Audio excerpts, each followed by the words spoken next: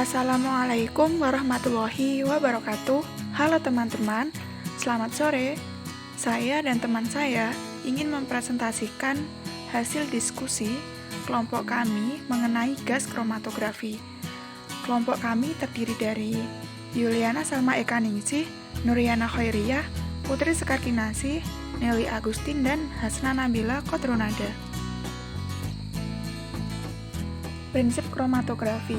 Kromatografi itu sendiri berasal dari bahasa Yunani, kroma artinya warna dan grafein artinya tulisan. The Sweet menamakan teknik temuannya dengan nama kromatografi berdasarkan fakta bahwa komponen yang terpisah menghasilkan warna yang berbeda. Kromatografi adalah suatu teknik pemisahan campuran berdasarkan perbedaan distribusi dari komponen-komponen dalam fase gerak dan fase diam. Fase gerak dapat berupa gas atau cairan, dan sedangkan fase diam dapat berupa cairan atau padatan. Fase gerak berupa gas disebut kromatografi gas. Kegunaan dari kromatografi gas sendiri yaitu untuk mengidentifikasi semua jenis senyawa organik yang mudah menguap, dan juga dapat digunakan untuk analisis kualitatif dan kuantitatif senyawa dalam suatu campuran. Kemudian bagian alat, di sini ada sumber gas, kemudian injektor, bagian kolom, detektor, dan bagian komputer. Untuk bagian gas di sini digunakan untuk membawa solut ke dalam kolom. Gas-gas yang sering dipakai adalah helium, argon, nitrogen, karbon dioksida, dan hidrogen. Kemudian bagian injektor, tempat injeksi sampel yang digunakan untuk mengantarkan sampel ke dalam aliran gas pembawa, dan penginjekan sampel dapat dilakukan secara otomatis yang dapat menyesuaikan jumlah sampel. Injektor biasanya dipanaskan hingga 150-250 derajat Celcius, sehingga larutan sampel yang mudah menguap akan menguap. Kemudian bagian kolom kromatografi yaitu merupakan tempat terjadinya proses pemisahan karena di dalamnya terdapat fase diam. Oleh karena itu, kolom merupakan komponen sentral pada gas kromatografi. Kemudian pada detektor ini merupakan perangkat yang diletakkan pada ujung kolom tempat keluar fase gerak atau gas pembawa yang membawa komponen hasil pemisahan. Detektor pada kromatografi adalah suatu sensor elektronik yang berfungsi mengubah sinyal gas pembawa dan komponen-komponen di dalamnya menjadi sinyal elektrolit. Kemudian pada bagian terakhir yaitu terdapat komputer. Komputer ini dilengkapi dengan perangkat lunaknya atau software untuk digitalisasi sinyal detektor dan mempunyai beberapa fungsi, antara lain yaitu fasilitasi setting parameter instrumen seperti aliran fase gas, suhu, oven, dan pemrograman suhu, serta penyuntikan sampel secara otomatis, menampilkan kromatogram dan informasi-informasi lain dengan menggunakan grafik yang berwarna.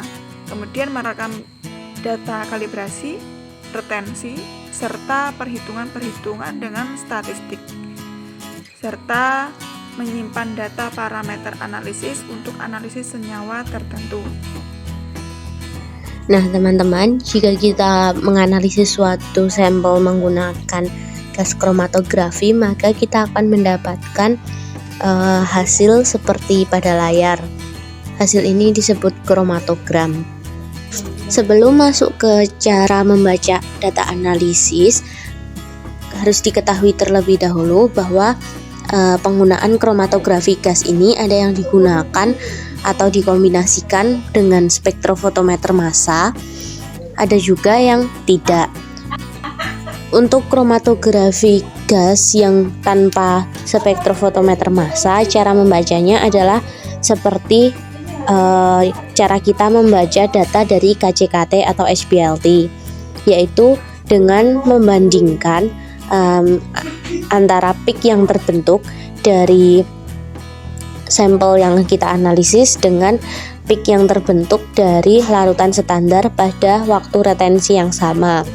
Gambarnya bisa dilihat seperti yang ada di layar, yaitu gambar bagian kiri menunjukkan campuran dari larutan standar yang sudah diketahui, ada heksan, oktan, dan dekan. Sedangkan pada gambar yang di kanan itu merupakan hasil dari kromatografi gas, suatu campuran yang tidak diketahui. Dan setelah dilihat dari waktu retensinya, dapat disimpulkan bahwa campuran yang tidak diketahui tersebut adalah heksan. Contoh selanjutnya kami tampilkan hasil kromatogram dari analisis minyak kelapa sawit.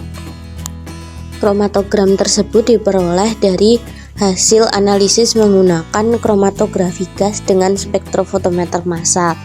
Untuk cara membacanya, waktu retensi yang didapatkan dicocokkan dengan waktu retensi literatur, sehingga didapatkan data senyawa yang terkandung pada minyak kelapa sawit. Dari kromatografi tersebut didapat pula data persen area yang nantinya digunakan untuk menghitung konsentrasi zat.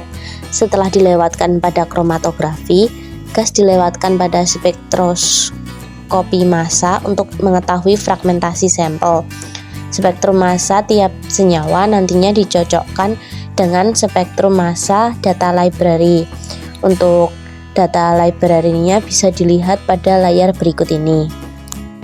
Cara untuk membandingkannya adalah dengan bisa dilakukan dengan cara menempatkan spektrum massa senyawa target dan spektrum massa dari data library seperti pada layar, sehingga bisa dianalisis dengan mudah tergantung dengan waktu retensinya.